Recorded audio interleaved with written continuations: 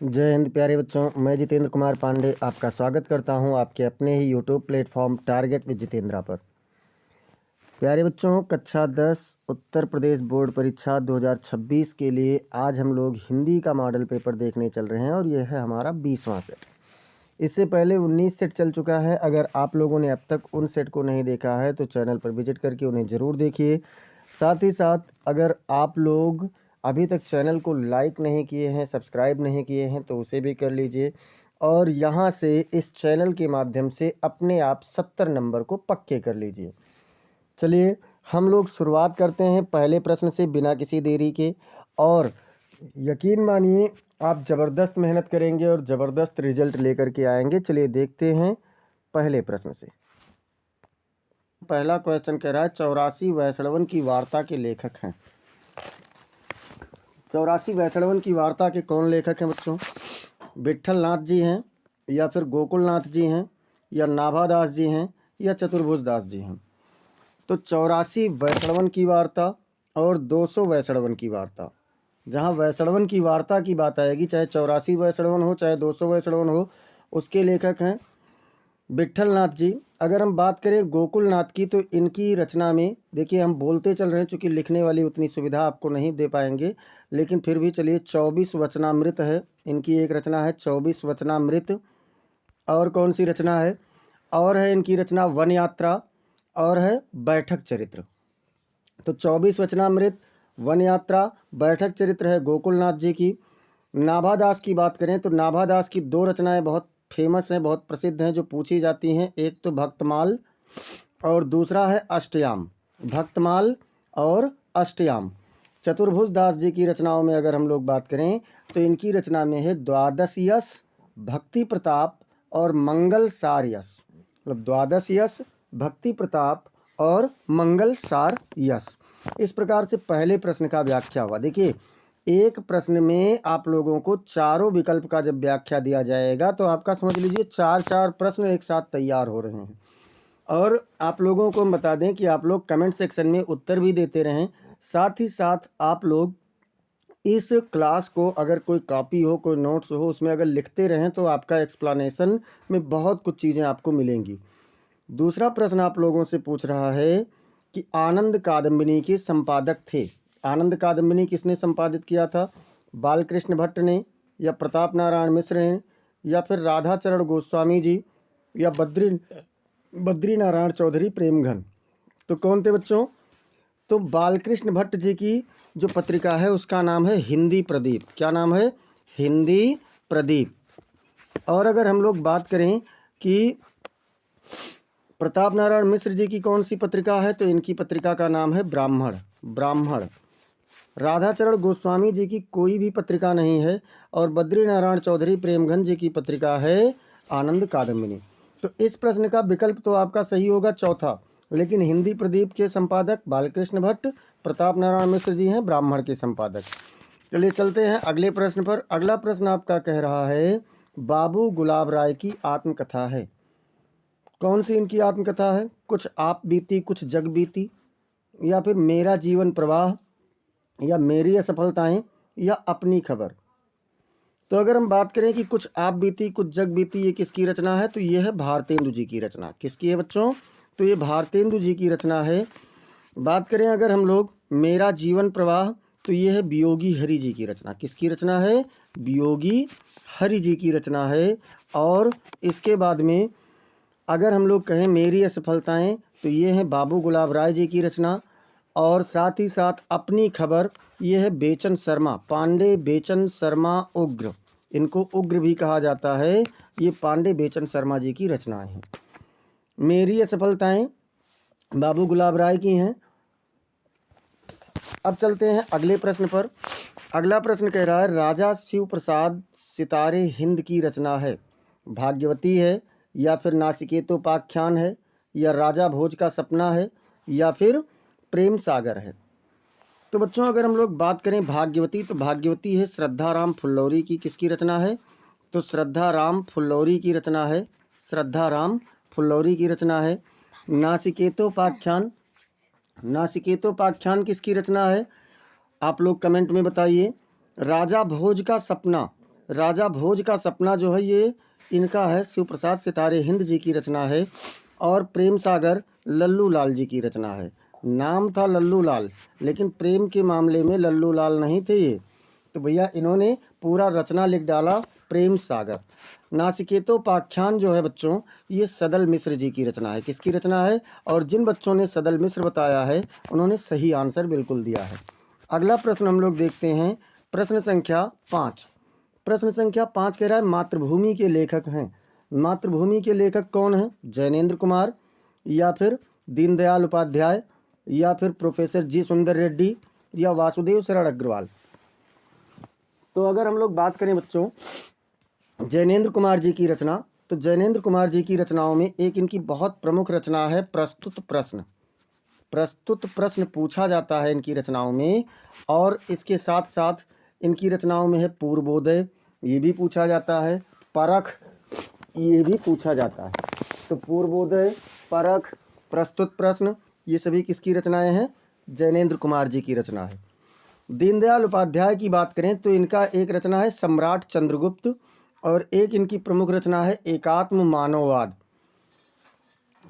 चंद्रगुप्त सम्राट मतलब सम्राट चंद्रगुप्त और एकात्म मानववाद, ये है दीनदयाल उपाध्याय जी की। और जी सुंदर रेड्डी की बात करें तो जी सुंदर रेड्डी जी की रचना है साहित्य और समाज, मेरे विचार, और साथ ही साथ लैंग्वेज प्रॉब्लम इन इंडिया। और इसमें अगर हम लोग बात करें तो ये किसकी रचना है? वासुदेव शरण अग्रवाल जी की रचना है मातृभूमि के लेखक।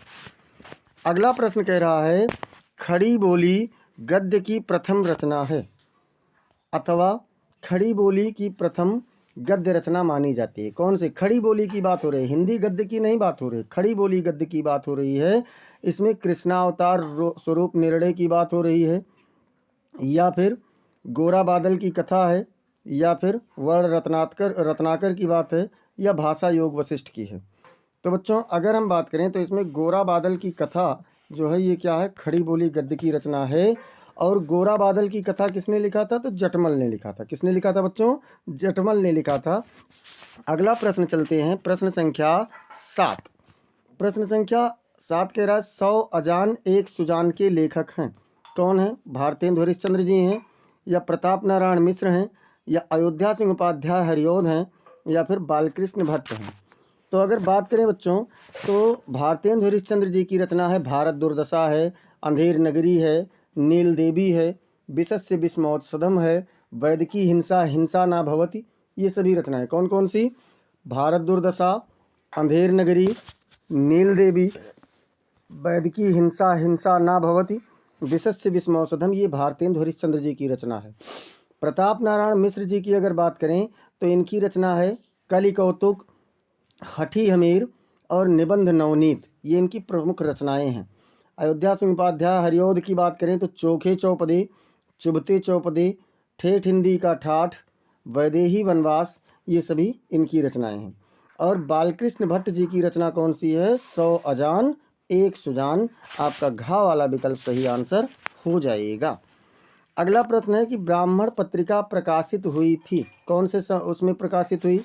द्विवेदी युग में, या फिर छायावाद युग में, या भारतेंदु युग में, या फिर पूर्व भारतेंदु युग में। तो बच्चों द्विवेदी युग में पत्रिकाएं जो आई उसमें थी प्रमुख मर्यादा। कौन सी पत्रिका थी प्रमुख? मर्यादा थी। मर्यादा के साथ साथ इसमें प्रताप पत्रिका भी आई है, प्रताप, इंदु भी आई है। इंदु, ये सभी पत्रिकाएं क्या हैं?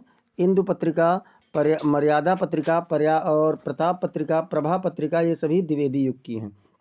छायावाद युग में आया है सरस्वती, सरस्वती का संपादन छायावाद में भी हुआ है।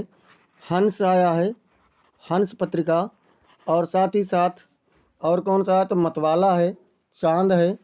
भारतेंदु युग की बात करें तो कविवचन सुधा है, ब्राह्मण है, और हिंदी प्रदीप है। कविवचन सुधा, ब्राह्मण और हिंदी प्रदीप, ये भारतेंदु युग में है। अगला अगर आप लोग पूछें पूर्व भारतेंदु युग में तो इसमें बाल बोधनी है, सार सुधानिधि हैं, ये सभी प्रमुख पत्रिकाएं हैं। हमने आप लोगों को बताया है कि एक दिन हम आप लोगों को पत्र पत्रिका संबंधित जितने भी इम्पोर्टेंट पत्र पत्रिकाएं हैं उनका युग बता देंगे, संपादक बता देंगे, ये सभी आप लोगों को बता देंगे। अगला प्रश्न कह रहा है अपनी खबर पुस्तक की विधा है। अपनी खबर क्या है बच्चों? संस्मरण है, या फिर रेखा चित्र है, या फिर जीवनी है, या आत्मकथा है। तो अगर हम बात करें अपनी खबर पुस्तक की विधा की, तो अपनी खबर पुस्तक की विधा क्या है बच्चों? अपनी खबर पुस्तक की विधा है आत्मकथा। लेखक कौन है? पांडे बेचन शर्मा उग्र। कौन है? पांडे बेचन शर्मा उग्र। अगले प्रश्न में आपसे कह रहा है हिंदी की प्रथम डायरी, हिंदी की प्रथम डायरी है कौन सी है? मेरी कॉलेज डायरी, या फिर डायरी के पन्ने, या नरेंद्र देव शास्त्री की जेल डायरी, या तूफानों के बीच। तो बच्चों अगर हम लोग इसमें बात करें मेरी कॉलेज डायरी, ये किसकी रचना है? तो ये है धीरेन्द्र वर्मा जी की रचना। किसकी रचना है? धीरेन्द्र वर्मा जी की रचना है। अगर हम लोग बात करें डायरी के पन्ने, तो ये किसकी रचना है? ये सीताराम सक्सेरिया की रचना है। सीताराम सक्सेरिया की रचना है। नरेंद्र देव शास्त्री की जेल डायरी, ये इनकी तो प्रमुख है ही। साथ ही साथ तूफानों के बीच की अगर बात करें, तूफानों के बीच, तो तूफानों के बीच है रांगेय राघव जी की रचना। किसकी रचना है? रांगेय राघव। अब हमसे पूछा गया है कि इसमें से प्रथम डायरी कौन है? तो इसमें से प्रथम डायरी मानी जाती है कि नरेंद्र देव। संख्या 11। अब यहाँ से व्याकरण के प्रश्न शुरू होते हैं, जिसमें पहला प्रश्न कह रहा है हास्य रस का अस्थायी भाव है। तो हास्य रस का अस्थायी भाव क्या होता है? रति होता है, या फिर हास है, या निर्वेद है, या फिर विस्मय है। कौन सा है बच्चों? तो हास्य रस का अस्थायी भाव हास है। और हास्य रस के जनक कौन माने जाते हैं? सॉरी, रस के जनक कौन माने जाते हैं? तो भरत मुनि माने जाते हैं। इन्होंने नाट्य शास्त्र में 8 प्रकार के रसों का वर्णन किया है, और बाद में अभिनव गुप्त जो इनके एक शिष्य थे, उन्होंने 9वें रस शांत रस को जोड़ा है। प्रश्न संख्या 12। प्रश्न संख्या 12 कह रहा है पीपर पात सरिस मन डोला, उपर्युक्त पंक्ति में कौन सा अलंकार है? रूपक है, या फिर उपमा है, या उत्प्रेक्षा है, या अनुप्रास है। तो इसका अगर हम लोग अर्थ देखें तो क्या होता है? पीपल के पत्ते के समान ये मन सहज ही चंचल रहता है, हिलता डुलता रहता है, अर्थात के समान आया तुलना की जा रही है। उपमा अलंकार आपका हो जाएगा।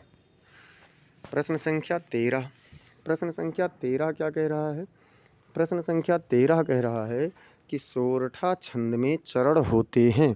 सोरठा छंद में कुल कितने चरण होते हैं बच्चों? 4 चरण हैं, या फिर 2 चरण है, या फिर 3 चरण है, या फिर 1 चरण है। तो सोरठा छंद में कितने चरण होते हैं? 4 चरण होते हैं। यह अर्धसम मात्रिक छंद होता है।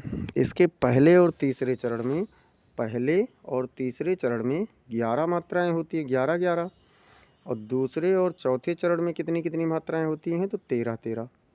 दूसरे और चौथे चरण में 13-13 मात्राएं होती हैं। प्रश्न संख्या 14। प्रश्न संख्या 14 कह रहा है कि उपदेश शब्द में प्रयुक्त उपसर्ग है। उपदेश में कौन सा उपसर्ग है? छोटा ऊ है, या फिर आ है, या फिर उप है, या फिर अन है। उपसर्ग पूछा गया। उपसर्ग वह शब्दांश होते हैं जो किसी शब्द के आरंभ में जुड़ करके उसके रूप और अर्थ में परिवर्तन कर देते हैं।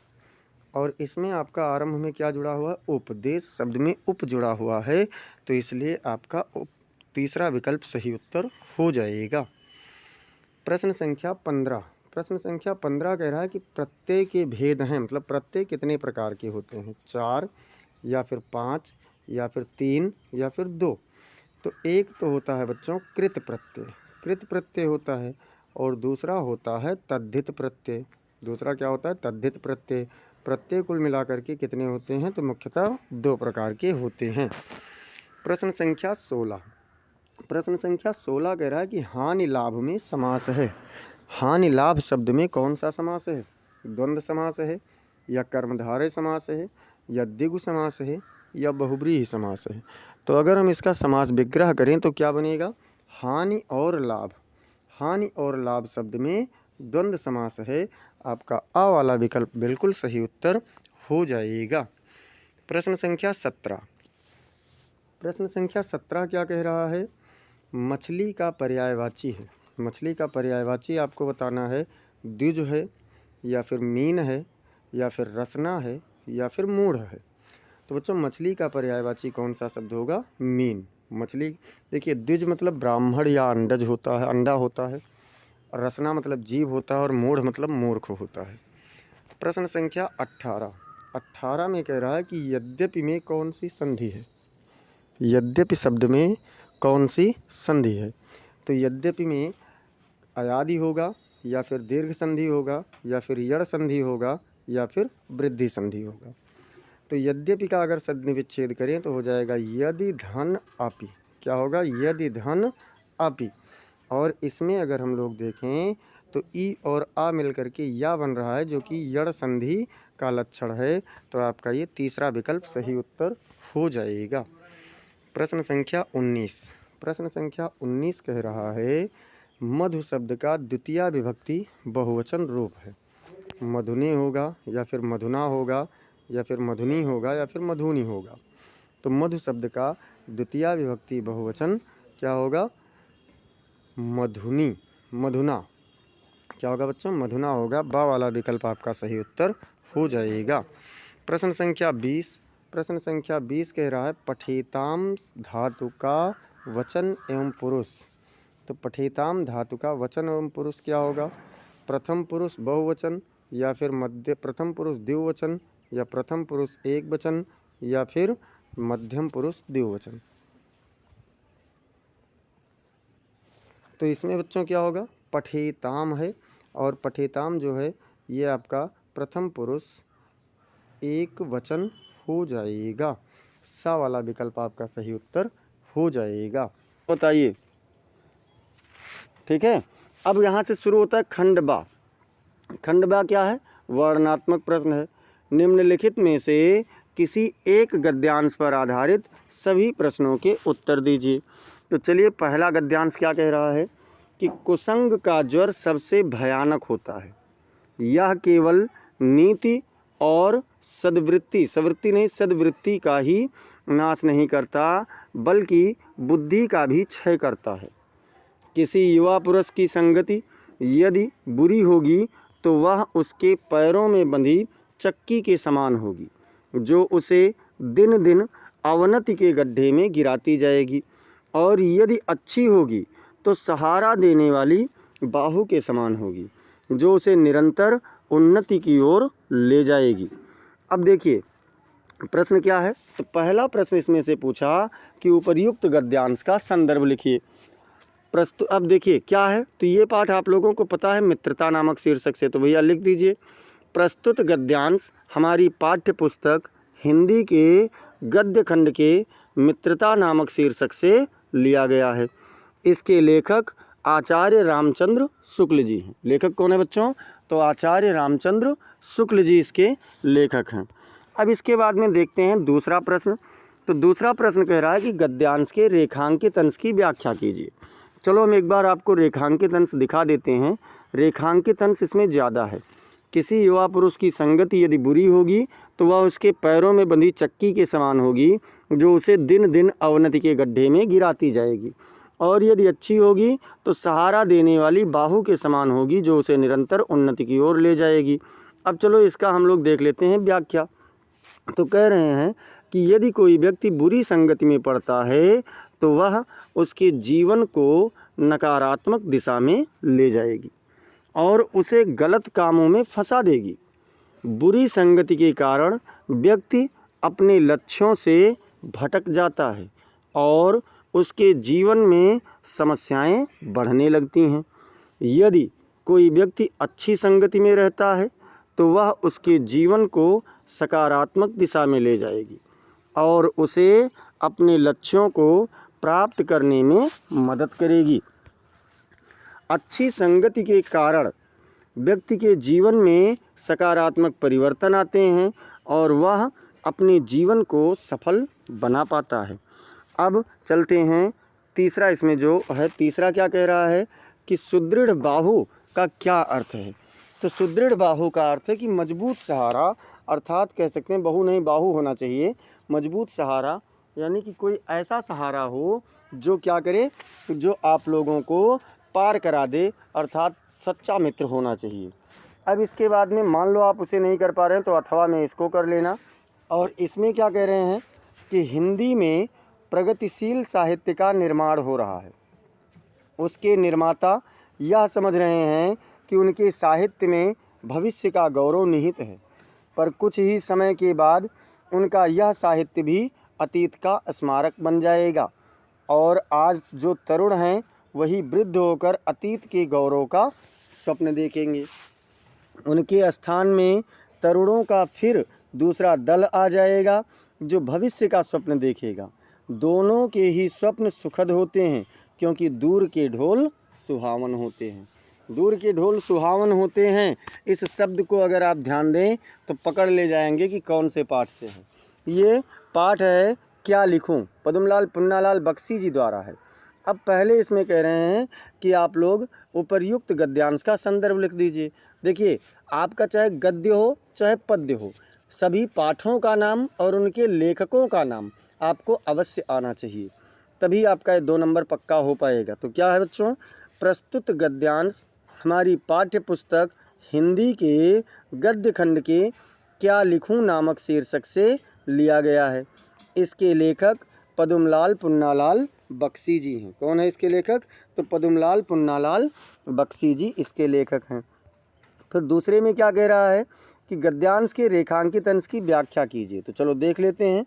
यह वाक्य हिंदी साहित्य के प्रगतिशील साहित्य के बारे में बात कर रहा है। इसमें कहा गया है कि प्रगतिशील साहित्य के निर्माता यह समझ रहे हैं कि उनके साहित्य में भविष्य का गौरव निहित है, लेकिन कुछ ही समय के बाद उनका यह साहित्य भी अतीत का स्मारक बन जाएगा। इसका मतलब है कि समय के साथ यह साहित्य पुराना हो जाएगा और उसका महत्व कम हो जाएगा। आज जो तरुण हैं वही वृद्ध होकर अतीत के गौरव का स्वप्न देखेंगे। अर्थात जो लोग आज युवा हैं, एक समय बाद क्या होगा कि वो बूढ़े होंगे और आज के समय की कल्पना करेंगे कि कितना अच्छा समय था। और का नंबर मतलब तीसरा नंबर इसमें क्या कह रहा है?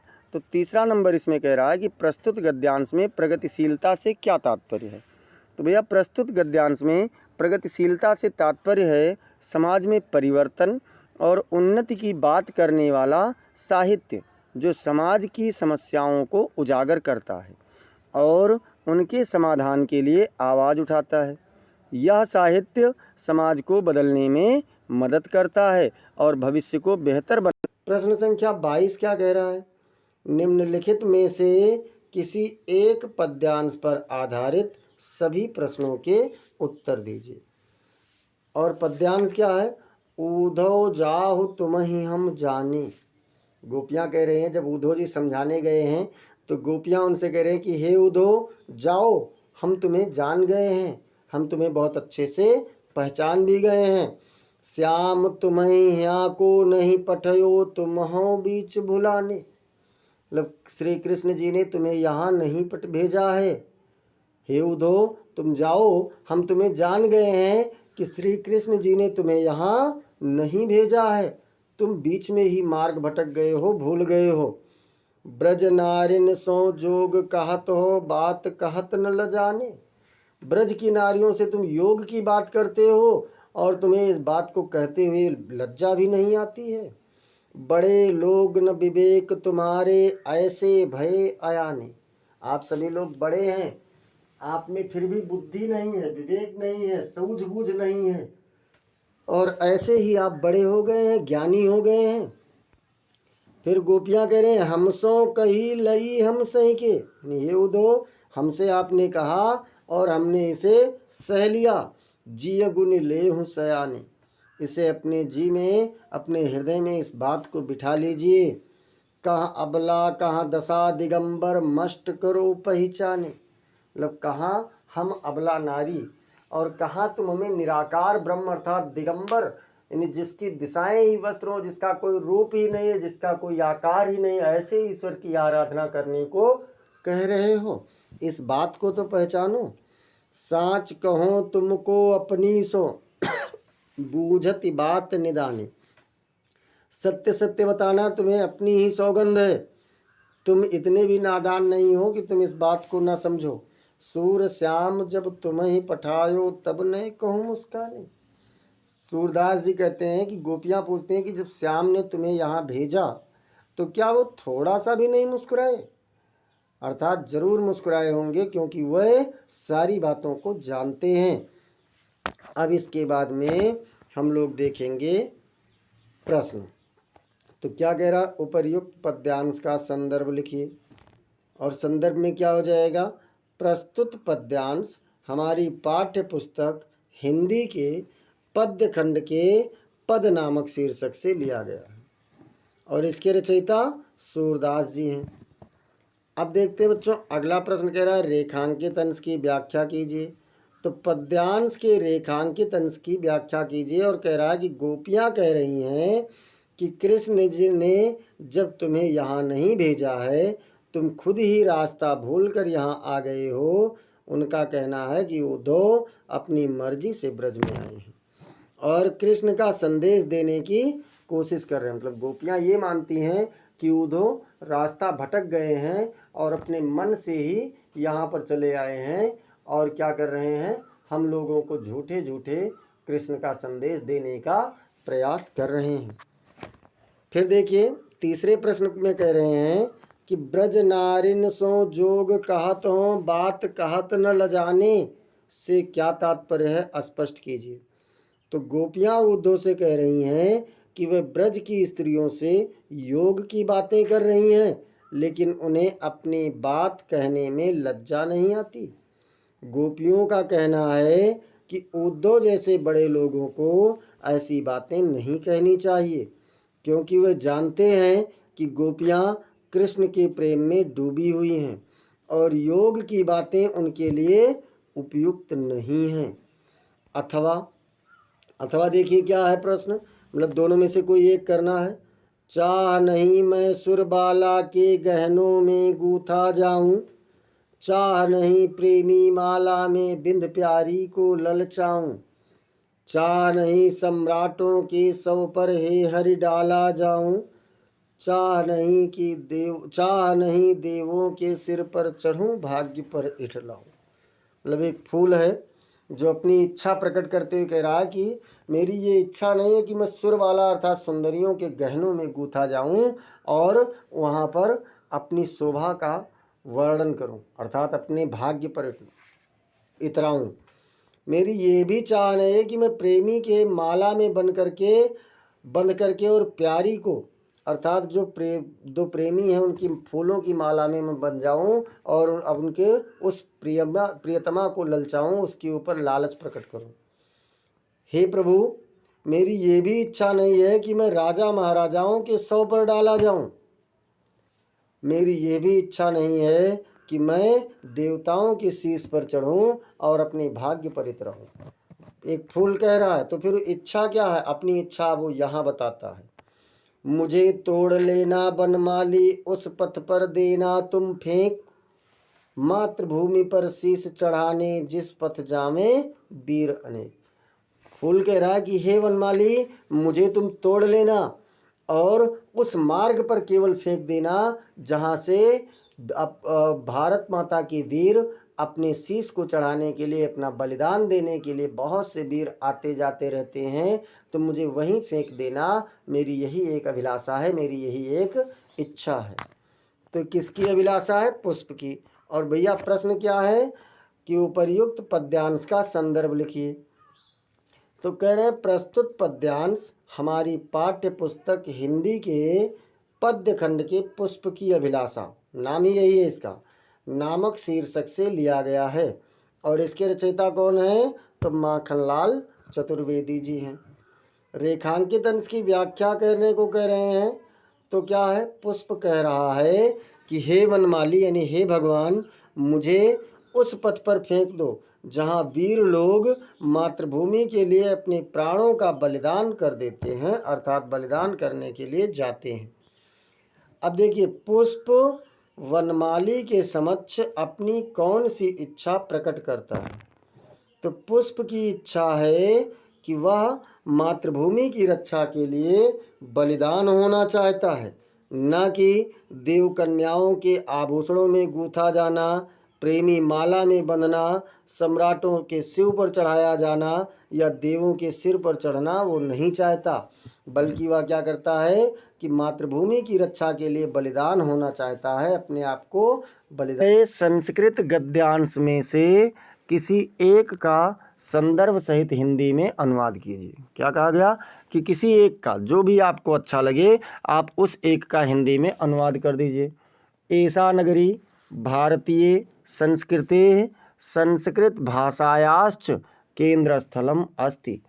यह नगरी भारतीय संस्कृति और संस्कृत भाषा की केंद्रस्थली है। इत्येव संस्कृत वाङ्मयस्य, यहाँ से ही संस्कृत भाषा, संस्कृतेश्च और संस्कृति का, आलोका मतलब प्रकाश, सर्वत्र प्रसृतः सभी जगह फैलता है। यहाँ से ही संस्कृत भाषा और संस्कृति का प्रकाश सभी जगह फैलता है। मुगल युवराजा दारासिकोह अत्रागत्य भारतीय दर्शन शास्त्राणाम अध्ययनम अकरोत्। मुगल युवराज दारासिकोह यहाँ आकर के भारतीय दर्शन शास्त्रों का अध्ययन किया। सा तेषां ज्ञानेन तथा प्रभावितः अभवत्, और वह उसके ज्ञान से प्रभावित भी हुआ। यत जिससे तेन उपनिषदाम, उन उपनिषदों का अनुवादः पारसी भाषायाम कारितः, उन उपनिषदों का अनुवाद पारसी भाषा में करवाया।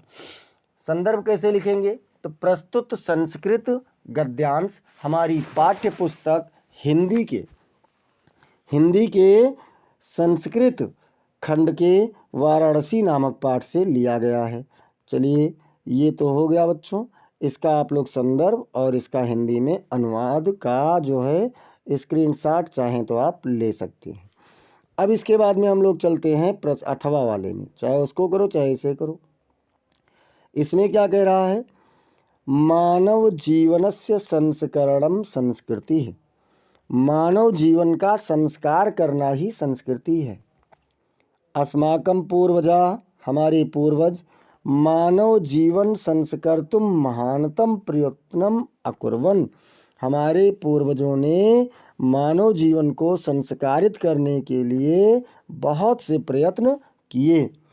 ते अस्माकं जीवनस्य संस्करणाय, उन्होंने हमारे जीवन को संस्कारित करने के लिए यान आचारान विचारान च आदर्शन, जो आचार विचार दिखाए, तत्सर्वम अस्माकं संस्कृति, वही सभी हमारी संस्कृति है। कौन से पाठ से बच्चों? तो प्रस्तुत संस्कृत गद्यांश हमारी पाठ्य पुस्तक हिंदी के संस्कृत खंड के भारतीय संस्कृति नामक शीर्षक से अवतरित है। अब देखिए, अनुवाद का और संदर्भ का आप लोग चाहें तो एक बार स्क्रीनशॉट कर लीजिए और देखते हैं फिर हम लोग प्रश्न संख्या 4। प्रश्न संख्या 4 क्या कह रहा है बच्चों? दिए गए संस्कृत पद्यांश में से किसी एक का संदर्भ सहित हिंदी में अनुवाद कीजिए। क्या है? सर्वे भवन्तु सुखिनः, सर्वे सन्तु निरामयाः, सर्वे भद्राणि पश्यन्तु, माँ कश्चित् दुख भाग भवेत्। तो संदर्भ कौन सा है? भारतीय संस्कृति का है। तो प्रस्तुत श्लोक हमारी पाठ्य पुस्तक हिंदी के संस्कृत खंड के भारतीय संस्कृति नामक पाठ से लिया गया है। अब देखते हैं, सर्वे भवन्तु सुखिनः मतलब सभी लोग सुखी हों, सर्वे सन्तु निरामयाः सभी लोग निरोगी हों, सर्वे भद्राणि पश्यन्तु सभी कल्याण को देखें अर्थात सबका कल्याण हो, माँ कश्चित् दुख भाग भवेत् किसी के भी हिस्से में कोई दुख का भाग ना आए। अब ये आप लोग चाहें तो क्या करेंगे? स्क्रीनशॉट ले लीजिए हिंदी मतलब इसका संदर्भ और हिंदी अनुवाद का। अथवा क्या कह रहा है बच्चों? अथवा कह रहा है कि मानम हित्वा प्रियो भवति, क्रोधम हित्वा न शोचति, कामम हित्वार्थवान भवति, लाभम हित्वा सुखी भवेत्। संदर्भ में कह रहा है कि प्रस्तुत संस्कृत गद्यांश हमारी पाठ्य पुस्तक हिंदी के संस्कृत खंड के जीवन सूत्राणि नामक शीर्षक से लिया गया है। तो क्या कह रहे हैं, मानम हित्वा प्रियो भवति, मतलब अभिमान को छोड़ करके प्रिय हो जाता है। कोई भी व्यक्ति है तो क्या करता है, जब अभिमान को छोड़ देता है, घमंड को छोड़ देता है तो प्रिय हो जाता है। और फिर क्या कह रहे हैं, क्रोधम हित्वा न सोचति, और क्रोध को छोड़ करके शोक नहीं करता है। शोक अर्थात किसी भी प्रकार का दुख नहीं कर उठाता है। कामम हित्वार्थवान भवति, और कामना अर्थात इच्छा को छोड़ करके अर्थवान हो जाता है, यानी कि धनी हो जाता है। लाभम हित्वा सुखी भवेत, लोभम हित्वा होना चाहिए, और लोभ को अर्थात लालच को छोड़ करके सुखी हो जाता है। क्लास को जोरदार तरीके से लाइक कर दीजिए और इसे अपने मित्रों के पास में शेयर भी करते रहिए। क्या कह रहा है कि अपने पठित खंड काव्य के आधार पर दिए गए प्रश्नों में से किसी एक प्रश्न का उत्तर दीजिए। जिसमें खंड का क्या कह रहा है, तो खंड का है कि मुक्तिदूत खंड काव्य के आधार पर अंग्रेजी शासन के बर्बर अत्याचारों के विरोध में महात्मा गांधी द्वारा किए गए जन आंदोलनों का वर्णन कीजिए। अथवा मतलब दो में से कोई एक करना है। मुक्तिदूत खंड काव्य के किसी एक सर्ग का सारांश लिखिए, किसी भी एक सर्ग का। कोई ये नहीं कहा कि पहला, दूसरा, तीसरा, चौथा कौन सा, ये कुछ नहीं। अब खंड खा में कह रहा है कि ज्योति जवाहर खंड काव्य का कथानक संक्षेप में लिखिए। अथवा ज्योति जवाहर खंड काव्य में कवि ने सम्राट अशोक के किन किन गुणों का वर्णन किया है। तो बच्चों, ज्योति जवाहर खंड काव्य में हम लोग कथानक लिख चुके हैं, जवाहरलाल नेहरू का चरित्र चित्रण कर चुके हैं। आज हम लोग देखेंगे कवि मतलब सम्राट अशोक के गुणों का वर्णन। तो ज्योति जवाहर खंड काव्य में कवि ने सम्राट अशोक को एक महान और धर्मप्रिय शासक के रूप में चित्रित किया है, जिनके गुणों में दया, कृतज्ञता और नैतिक उपदेश शामिल है। उनके शासनकाल की विशेषताओं में प्रजा के प्रति दयालुता, बड़ों का सम्मान और धर्मनिरपेक्षता का प्रचार भी बताया गया है। महान और धर्मप्रिय शासक अगर हम देखें तो कैसे हैं, कवि ने अशोक को एक महान शासक के रूप में प्रस्तुत किया है, जो धर्म का पालन करते हैं। दया और कृतज्ञता में वह प्रजा के प्रति दयालुता और कृतज्ञता की भावना रखते हैं। नैतिक उपदेश में सम्राट अशोक ने अपने शिलालेखों और शिक्षाओं के माध्यम से नैतिक उपदेश दिए। फिर क्या है, प्रजा के प्रति सौहार्द यानी प्रेम भावना, उनके संदेशों में दासों और नौकरों के साथ विनम्रता से पेश आने और सभी प्राणियों के प्रति दया का भाव रखने का निर्देश शामिल है। धर्मनिरपेक्षता देखें तो उन्होंने धर्मनिरपेक्षता और विचारों की शुद्धता के सिद्धांतों का पालन किया। इसके बाद में खंडगा आता है। तो खंडगा में क्या कह रहा है कि मेवाड़ मुकुट खंड काव्य के द्वितीय सर्ग यानी जिसका नाम दौलत है की कथा वस्तु संक्षेप में लिखिए। या फिर मेवाड़ मुकुट खंड काव्य के नायक का चरित्र चित्रण कीजिए। तीसरा इसमें घा वाला कह रहा है, घा में कि अग्र पूजा खंड काव्य के आयोजन सर्ग का कथानक का सारांश अपने शब्दों में लिखिए। अथवा दूसरा और इसमें क्या है कि अग्र पूजा खंड काव्य के आधार पर श्री कृष्ण का चरित्र चित्रण कीजिए। मतलब दो में से कोई एक ही करना रहता है। इसके बाद में घा नंबर हो चुका। अंगा नंबर में जय सुभाष खंड काव्य में वर्णित आजाद हिंद सेना के गठन की घटना का वर्णन कीजिए। अथवा जय सुभाष खंड काव्य के नायक सुभाष चंद्र बोस के चरित्र की विशेषताओं का उल्लेख कीजिए।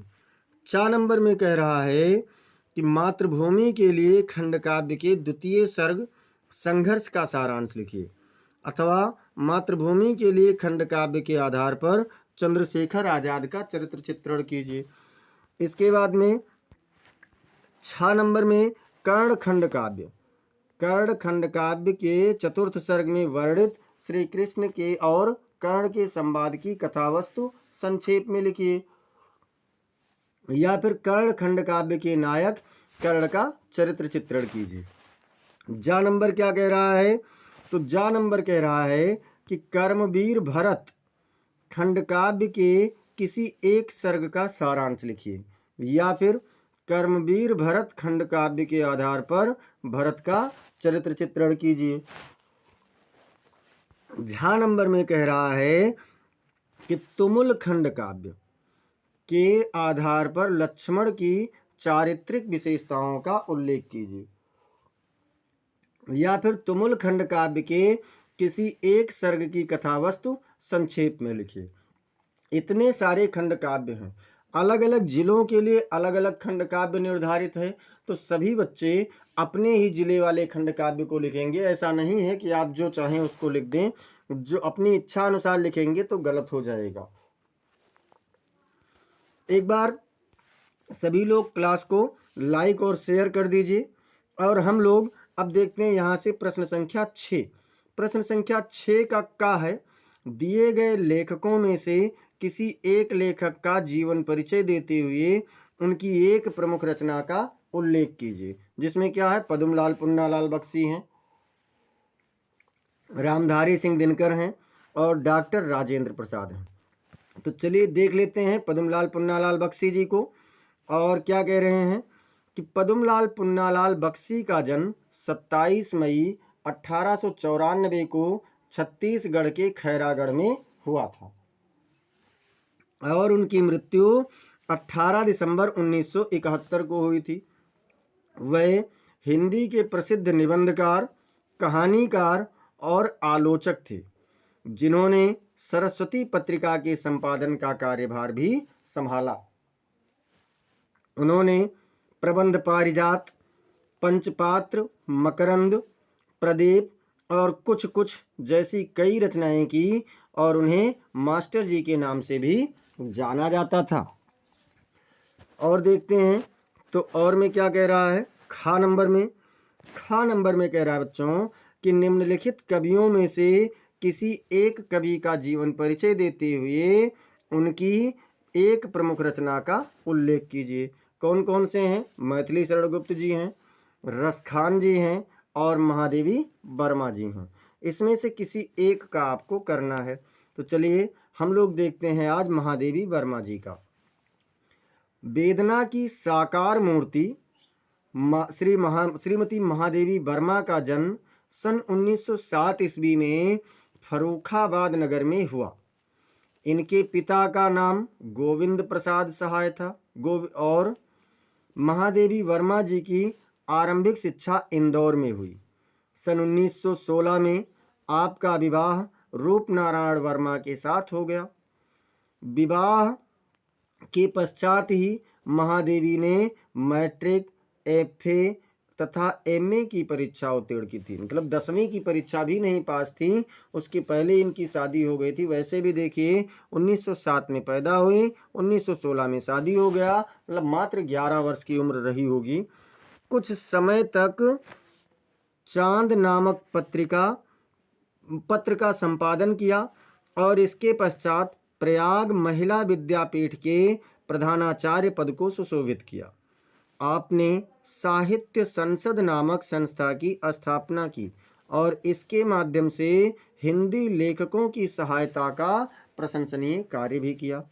महादेवी जी को नीरजा पर 500 रुपये का शेक्सपियर पुरस्कार तथा यामा पर 1200 रुपये का मंगला प्रसाद पारितोषिक प्राप्त हुआ था।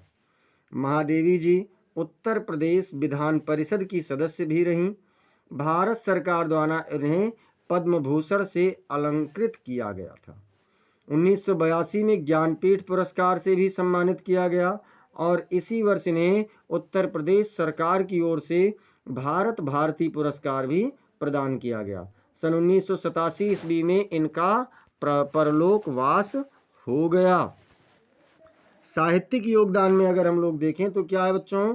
साहित्यिक योगदान में महादेवी वर्मा जी छायावाद तथा रहस्यवाद की प्रमुख कवयित्री हैं। आरंभ में वह सूर, तुलसी, मीरा के भक्ति पदों से प्रभावित होकर ब्रजभाषा में रचना करती थीं, किंतु कुछ दिनों के बाद वह अपनी राष्ट्रीय चेतना और वेदना के भावों को लेकर खड़ी बोली में अवतीर्ण हुई और धीरे धीरे प्रसाद, पंत, निराला की भांति इस युग में प्रविष्ट हो गईं एवं प्रकृति के नाना रूपों में अपने विभिन्न भावों का समावेश कर दिया। भावुकता युक्त कविताओं के कारण अपनी विशिष्ट पहचान बनाने वाली कवयित्री महादेवी वर्मा ने मैट्रिक उत्तीर्ण करने के पश्चात ही काव्य रचना शुरू कर दिया था। करुणा एवं भावुकता उनके व्यक्तित्व के अभिन्न अंग थे। जहाँ एक ओर उनके काव्य में इन भावनाओं की अभिव्यक्ति हुई, वहीं दूसरी ओर उनकी ये भावनाएं संपर्क में आने वाले पीड़ित एवं दुखी व्यक्तियों को भी उनके प्रेम एवं सहानुभूति से प्रभावित करने लगी। महादेवी जी का नाम छायावादी काव्यधारा के कवियों की श्रेणी में एक वरिष्ठ कवयित्री के रूप में लिया जाता है। इनकी रचनाएं सर्वप्रथम चांद नामक पत्रिका में प्रकाशित हुई हैं। महादेवी जी आधुनिक युग की सर्वश्रेष्ठ कवयित्री हैं। इन्होंने रहस्यवाद की सभी शैलियों को अपनाकर वेदना के माध्यम से आत्मा और परमात्मा के संबंध को जिस कलात्मक ढंग से व्यक्त किया है वह अनुपम है। अगर हम रचनाओं में देखें तो गद्य और पद्य दोनों में इनकी श्रेष्ठ रचनाएं हैं। चलिए कुछ रचनाओं को भी देख लेते हैं। जैसे काव्य में अगर हम लोग देखें बच्चों, तो काव्य में क्या है? निहार, रश्मि, नीरजा, सांध्यगीत, दीपशिखा, यामा आदि। और निबंध संग्रह में अतीत के चलचित्र, स्मृति की रेखाएं और श्रृंखला की कटनी। पाठ्य पुस्तक में से कंठस्थ कोई एक श्लोक लिखिए जो इस प्रश्न पत्र में ना आया हो। तो श्लोक 3 याद करना है, जिसमें मैं जो इसमें लिखवा रहा हूँ वो बहुत आसान श्लोक भी है और ये प्रश्न पत्र में आया भी नहीं है। तो चलिए इसे ही हम लोग लिख लेते हैं। क्या कह रहा है? सर्वे भवन्तु सुखिनः, सर्वे सन्तु निरामयाः, सर्वे भद्राणि पश्यन्तु, माँ कश्चित् दुख भाग भवेत्। मतलब सभी लोग सुखी हों, सभी लोग निरोगी हों, सभी का कल्याण हो और किसी को कोई भी दुख ना हो। प्रश्न संख्या 8 कह रहा है कि अपने निवास स्थान के आसपास मोहल्ले की नालियों की समुचित सफाई के लिए नगर या जनपद के स्वास्थ्य अधिकारी को पत्र लिखिए। अथवा क्या है? अब देखिए, उसको हम करवा चुके हैं पहले। अथवा कह रहा है अपने विद्यालय के प्रधानाचार्य को छात्रवृत्ति के लिए एक आवेदन पत्र लिखिए। तो चलो भैया, छात्रवृत्ति के लिए प्रधानाचार्य जी को आवेदन पत्र लिख देते हैं। सेवा में श्रीमान प्रधानाचार्य महोदय, प्रगतिशील higher secondary school Bhopal Madhya Pradesh. विषय क्या है, मतलब हम क्यों लिख रहे हैं? तो विषय है निर्धन छात्र कोष से छात्रवृत्ति हेतु आवेदन पत्र। महोदय, सविनय निवेदन है कि मैं वर्ग 10वीं आपके विद्यालय का एक बहुत निर्धन छात्र हूँ। मेरे पिताजी एक गरीब मजदूर हैं। मेरे कोई संबंधी भी मेरी सहायता में सक्षम नहीं है। मैं इस वर्ष नई कक्षा में प्रवेश कर गया हूँ, परंतु मेरे पास कोई पुस्तक नहीं है। अतः आपसे सादर अनुरोध है कि मुझे निर्धन छात्र कोष से कुछ सहायता प्रदान करें ताकि मैं कुछ किताबें खरीद कर अपनी पढ़ाई जारी रख सकूं। इसके लिए मैं आपका सदा आभारी रहूँगा। आपका आज्ञाकारी छात्र, काखा गा, वर्ग 10वीं ए। डेट आप यहाँ पर डाल देंगे। जो भी परीक्षा की तिथि होगी, जैसे इसमें 3 मार्च मतलब 3/3/2022 का डेट पड़ा हुआ है। तो परीक्षा से किसी एक विषय पर निबंध लिखिए, किसी भी एक विषय पर। विज्ञान की देन, राष्ट्रीय एकता, मेरा प्रिय कवि, विद्यार्थी जीवन, या फिर मतलब 4 में से किसी एक पर। तो हम लोग किस पर देखेंगे? राष्ट्रीय एकता पर।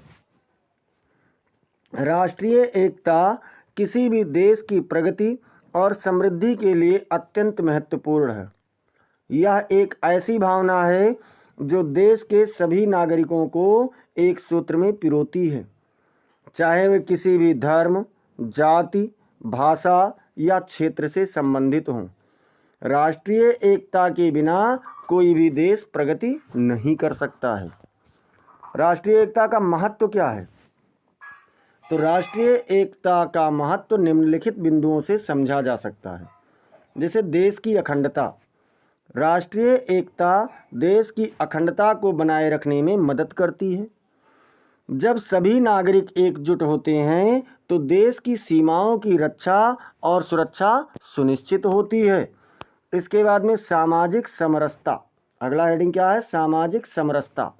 राष्ट्रीय एकता सामाजिक समरसता को बढ़ावा देती है, अर्थात समाज में समानता के भावों को बढ़ावा देती है, प्रेम भाव बनाए रखती है, या विभिन्न धर्मों, जातियों और समुदायों के लोगों को एक साथ लाती है और उन्हें एक साझा लक्ष्य की दिशा में काम करने के लिए प्रेरित करती है। इसके बाद आर्थिक विकास में देखते हैं तो राष्ट्रीय एकता आर्थिक विकास को बढ़ावा देती है।